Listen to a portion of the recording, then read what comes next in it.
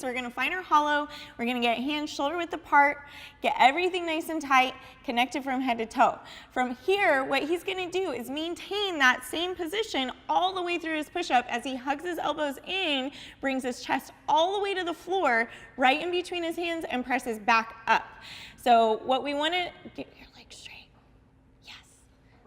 So what we want to do is make sure that our body is moving as one piece all the way down, all the way back up, getting the chest to the surface that our hands are on first before any other part of our body touches the ground. Now, ideally, we don't want any other part of our body touching the floor except for our chest, possibly our quads, depending on how much you squat. Our chest is what touches the ground first, and it leaves the ground last. So, anytime you've got push-ups, this is a great thing to really bring awareness to. Just stay mindful of your position.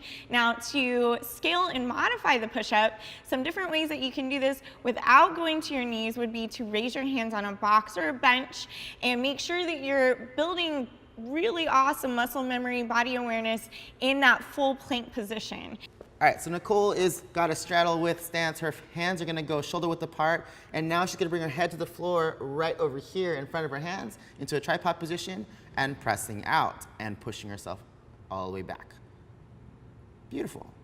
This is a really great scaling option that you can use for handstand push-ups because it simulates a handstand push-up, but removes some of the load from the handstand push-up, but also teaches you some of the fundamental movement patterns that you will need for the handstand push-up.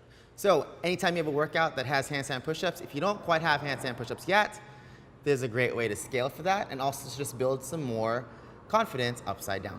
Ray's gonna go ahead and get his hands set on the floor first with his fingers spread wide. He's gonna be about shoulder width apart, step his feet up to the center of the box. And then the goal here is to try and get as close to a stacked position from hip all the way down through his shoulder and his wrist. From here, we're gonna bring that top of the head out in front of the fingertips, keeping the head neutral, elbows pointed towards the box, and then we'll bring our chest back up and through to finish at full extension. So let's show what a no rep might look like. So we're gonna, well, that's no bueno. It would still be counted as a rep. But what we don't want to do is let those elbows flare out to the side and then only finish part of the rep here. So we're not finishing with that chest all the way through, shoulder all the way open. So show us the difference. Yas. The focus on this is making sure that you're keeping those elbows in as you move your head out in front of your fingertips. Stay away from allowing the head to end up in between the hands and the elbows flared out to the side. Nicole's gonna start by putting her hands on the floor, hands shoulder width apart, fingers spread wide, elbows locked out. Then she's gonna put her feet on the middle of the box and stack her hips over her head. So her hips are stacked over her shoulders and her wrists. And now to add a little bit more load, she's gonna pick one foot up and stick it out over her head, and then she's gonna lower herself down into that pike push-up. Notice her head goes straight forward in front of her hands into the nice tripod position, and when she comes to the top, she brings her head through the middle and opens up that chest and those shoulders. This is yet again another variation that we can use to increase our confidence upside down and also develop strength and awareness of where our body is in space and making sure that we keep everything in order so that when we go to a full handstand, we'll be much better prepared. Ray's gonna go ahead and kick up into his handstand.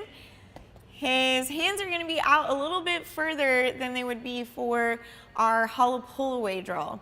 So what we're gonna do from here is make sure that legs are straight, toes are pointed, and hands are right about shoulder width, just slightly outside of that, it's fine. From here, we're gonna keep our head neutral. We'll bring the top of our head out in front of our fingertips, and we're gonna press all the way back up, keeping those elbows in, pointed to the back wall. And we'll do one more, making sure that it's just a light touch of the head to the ground and returning back through with that shoulder all the way open. All right, so this is just building on what we have been working on the past few weeks with our push-ups off the box in the pike position with one leg extended or both legs on the box, and taking it a step further. If you're not here yet, don't worry about it. Continue to work and build on that base strength first, and then you can eventually graduate onto the wall.